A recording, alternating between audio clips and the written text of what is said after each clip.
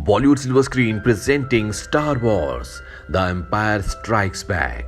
ये मूवी सन 1977 में आई star Wars का नेक्स्ट पार्ट है और ये मूवी उसी मूवी की कहानी को आगे कंटिन्यू करती है, जहां दिखाया जाता है कि डेथ स्टार वेपन को डिस्ट्रॉय हुए आज पूरे 3 साल का अरसा बीत चुका है और इन सालों में इंपीरियल्स ने रेबल एलियंस को ढूंढने की बहुत कोशिश की, लेकिन वो इसमें पूरी तरह से नाकामयाब रहे। इसीलिए डर्थ वेंडर हजारों प्रॉप्स को, जो कि एक ऑटोमेटिक ट्रैकिंग ड्रोन्स जैसे डिवाइस हैं, को बहुत सारे प्लैनेट्स पर पूरी गैलेक्सी में हर तरफ भेजता है ताकि वो पता लगा सके कि प्रिंसेस लेया और उसके रेबल एलियंस की टीम कहां पर छुपी हुई है। ऐसे एक प्रॉब एक बर्फीले प्लेनेट हॉथ पर गिरता है जहां हर तरफ बर्फ होती है। ल्यूक स्काईवॉकर, जिसने पिछली मूवी में डेथ स्टार को डिस्ट्रॉय किया था, वो वहीं पर उस प्रॉब को गिरते हुए देखता है और उसे मिटियोर समझकर उसके करीब जाता है ताकि उसकी जांच कर सके। लेकिन ऐसा करते हुए एक बर्फ का बहुत बड़ा मॉन्स्टर उसे पकड़कर अपनी गुफा में ले जाता है और जिस एनिमल पर ल्यूक सवार था उसे खाने लगता है। वहां बेस कैंप में सब परेशान नजर आते हैं क्योंकि ल्यूक से किसी का भी कोई भी कांटेक्ट नहीं हो पा रहा होता। प्रिंसेस लिया भी बहुत ज्यादा परेशान नजर आती है और वो अपनी परेशानी उस पायलट को, जिसने पिछली मूवी में उसका साथ दिया था, जिसका नाम हैन सोलो है, उसे बताती है। हैन, जो कि अब रेबल एलियंस का हिस्सा बन चुका है, पर हैन को पकड़ने के लिए उसके ऊपर बहुत बड़ा इनाम रखा गया है, इसलिए बहुत सारे एलियंस उसके पीछे होते हैं, जिनमें बाउंटी हंटर्स भी हैं। बाउंटी हंटर्स उन्हें कहा जाता है जो पैसों के लिए लोगों को पकड़कर उन लोगों के हवाले कर देते हैं जिन्होंने उनके ऊपर इनाम रखा गया है। हैन सोलो प्रिंसेस से कहता है कि वो ल्यूक को ढूंढने के लिए जाएगा, पर प्रिंसेस लिया और रोबोट C-3PO से ऐसा करने से मना करते हैं। रोबोट C-3PO से कहता है कि बाहर बहुत ज्यादा ठंड है, तुम्हारे बचने की संभावना बहुत कम है, लेकिन हैन उनकी बात नहीं सुनता और ल्यूक को ढूंढने के लिए निकल जाता है। वहीं दूसरी तरफ ल्यूक उस बर्फीले मॉन्स्टर की गुफा में उल्टा लटका होता है, पर वो अपनी फोर्स को यूज करके अपनी लाइट सेबर को अपनी तरफ खींचता है और खुद को आजाद कर लेता है।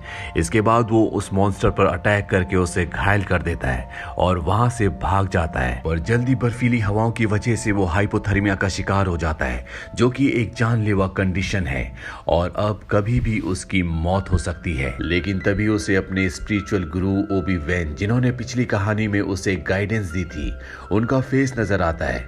वो उसे कहते हैं कि तुम डेगोबा प्लेनेट पर जाकर जेडाई मास्टर से मिलो, उनसे ट्रेनिंग लो और एक जेडाई योद्धा बन जाओ। ऐसा करने से तुम डार्क फोर्स के एम्परर को मारने में कामयाब हो जाओगे।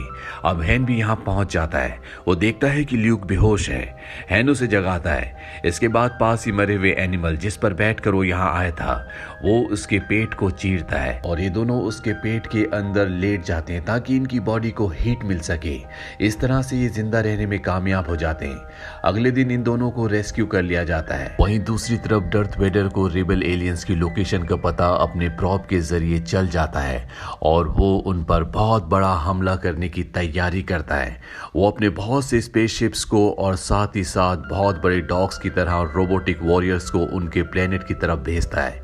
डर्थ वेडर की फोर्सेस वहां पहुंचकर बहुत तबाही मचाती है, पर पायलट हैन प्रिंसेस लिया, CP-3 और अपने च्यूबाका को लेकर वहां से निकल जाता है, पर अभी भी उनके पीछे इंपीरियल्स के बहुत से शिप्स होते हैं।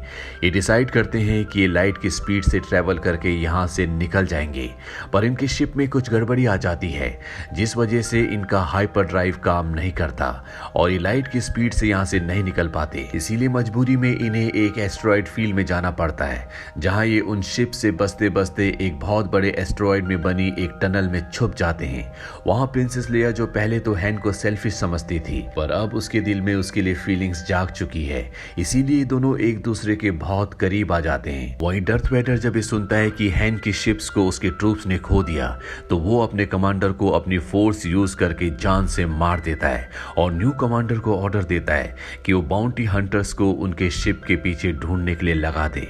वहां टनल में प्रिंसेस लिया किसी की प्रेजेंस को फील करती है और ये बात वो हैन को बताती है और जब ये सब के सब शिप से बाहर आते हैं तो इनके सामने एक बहुत बड़ा मॉन्स्टर होता है।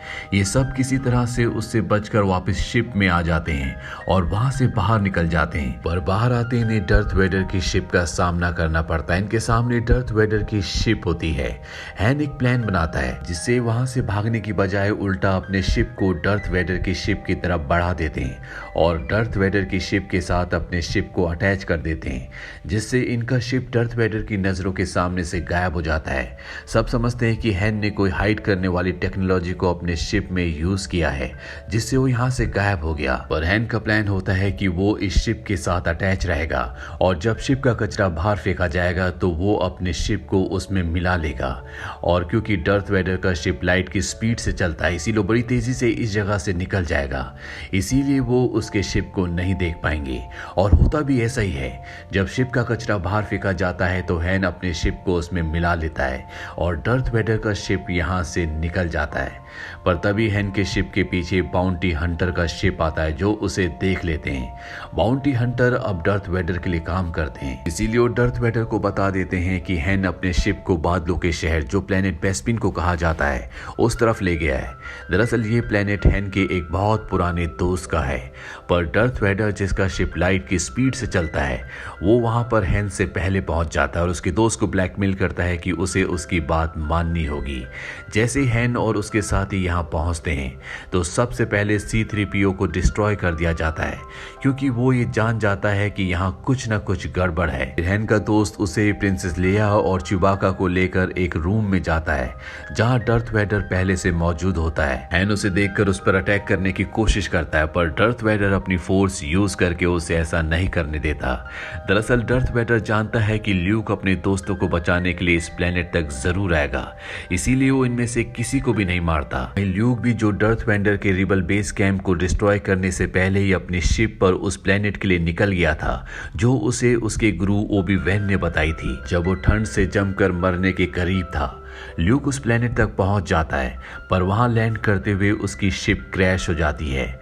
वहां उसे जेडाई मास्टर योद्धा मिलते हैं, जो कि ग्रीन कलर के बड़े कानों वाला और छोटे से कद वाला एक क्रीचर है। दरअसल इसी जेडाई मास्टर ने ओबी-वैन को भी ट्रेन किया था और अब ओबी-वैन के कहने पर उसे ल्यूक को भी ट्रेनिंग देनी थी। हालांकि ओबी-वैन मर चुका है, लेकिन जेडाई मास्टर आज भी उसकी आत्मा को देख सकता है, उससे बातें कर सकता है। वो ओबी-वैन को कहता है कि मुझे नहीं लगता कि ल्यूक एक योद्धा बनने के लिए तैयार है। उसके अंदर बहुत गुस्सा है जिसे वो कंट्रोल नहीं कर सकता, उसके अंदर नेगेटिव इमोशंस है जिसे वो काबू में नहीं रख सकता। लेकिन ओबी-वैन को ल्यूक पर विश्वास है, इसीलिए वो जेडाई मास्टर को कहता है कि आपको इसे ट्रेन करना होगा।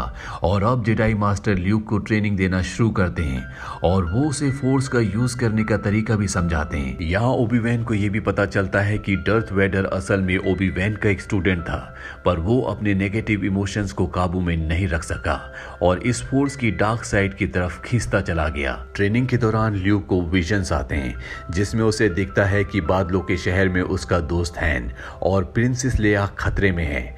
वो तय करता है कि वो उन्हें बचाने के लिए जाएगा, और जेडाई योद्धा और ओबी-वैन उसे रोकने की कोशिश करते हैं और उसे समझाते हैं कि उसकी ट्रेनिंग अभी पूरी नहीं हुई, उसे अपनी ट्रेनिंग को पूरा करना होगा, तभी वो इन शक्तियों को कंट्रोल कर सकता है। ओबी-वैन उसे कहता है कि डर्थ वेडर की तरह वो उसे डार्क फोर्सेस की तरफ खींचता हुआ नहीं देख सकता, पर ल्यूक इन दोनों से प्रॉमिस करता है कि वो वापस जरूर आएगा और अपनी ट्रेनिंग को पूरा करेगा। उसे जाता हुआ देखकर ओबी-वैन कहता है कि उसे ल्यूक पर पूरा भरोसा है, वही उसकी आखिरी उम्मीद है। जेडाई मास्टर कहते हैं कि नहीं, कोई और भी है जो इसके काबिल है। वही हैन के दोस्त के प्लेनेट पर दिखाया जाता है, जहां पर डर्थ वेडर हैन को एक कार्बन फ्रीजिंग चैम्बर में डाल रहा होता है। दरअसल वो देखना चाहता है कि इसके अंदर किसी को फ्रीज करने के बाद वो बचता है या नहीं, क्योंकि वो ल्यूक को इसके अंदर फ्रीज करके अपने एम्परर के पास ले जाना चाहता है। जब हैन को उसके अंदर डाला जा रहा होता है तो प्रिंसेस लेया उससे कहती है कि वो उससे प्यार करती है। हैन कहता है कि मैं जानता हूँ और मैं भी तुमसे बहुत प्यार करता हूँ। कुछ देर के बाद हैन को उस फ्रीजिंग चैम्बर से बाहर निकाला जाता है और जब उसे चेक किया जाता है तो वो जिंदा होता है। इसके बाद हैन को बाउंटी हंटर्स को दे दिया जाता है, जो डर्थ वेडर के लिए काम करते हैं, और प्रिंसेस लेया और च्यूबाका को उसके शिप में डाल दिया जाता है। पर हैन का दोस्त उनकी हेल्प करता है और वो हैन की शिप को लेकर वहां से बच निकलने में कामयाब हो जाता है। साथ ही डर्थ वेडर को ल्यूक के आने की खबर दी जाती है और वो उसे चैम्बर तक आने का ऑर्डर देता है, और कुछ ही देर बाद ये दोनों एक दूसरे के सामने होते हैं।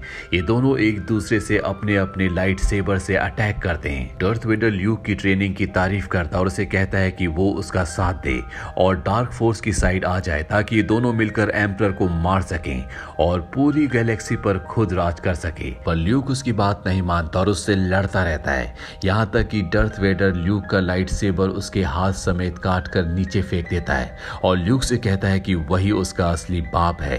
यह सुनकर वो शॉक्ड रह जाता है और खुद को एयर शाफ्ट से नीचे गिरा देता है और एक एंटीना पे जा बैठता है। इसके बाद एंटीना पर बैठकर वो अपनी फोर्स को यूज करता हुआ प्रिंसेस लेया को उसे रेस्क्यू करने के लिए वापस बुलाता है और जब उसे रेस्क्यू करके वापस ले जाया जाता है तो डर्थ वेडर की शिप उनके पीछे लग जाती है और उन पर फायरिंग करना स्टार्ट कर देती है। पर तभी R2-D2 रोबोट उस शिप के हाइपरड्राइव को रिपेयर करता है, जिससे उनकी लाइट स्पीड जो कि खराब हो गई थी वो पूरी तरह से ठीक हो जाती है और ये लाइट की स्पीड से यहाँ से बचकर निकल जाते हैं। कहानी के अंत में दिखाया जाता है कि ल्यूक को एक बिल्कुल असली दिखने वाला रोबोटिक हाथ लगा दिया गया है और ल्यूक, प्रिंसेस लेया, C-3PO जिसे च्यूबाका ने बचा लिया था और R2-D2 ये सब देखते हैं कि हैन का दोस्त और उसका को पायलट च्यूबाका हैन को ढूंढने जा रहे हैं जो अब बाउंटी हंटर्स के पास है। तो ये थी पूरी कहानी Star Wars The Empire Strikes Back की। ये फिल्म सन 1980 में रिलीज हुई थी। IMDb पर इसकी रेटिंग है 8.7। इस फिल्म का बजट था $30.5 मिलियन और बॉक्स ऑफिस पर इसने कमाई की थी 538 से 549 मिलियन की।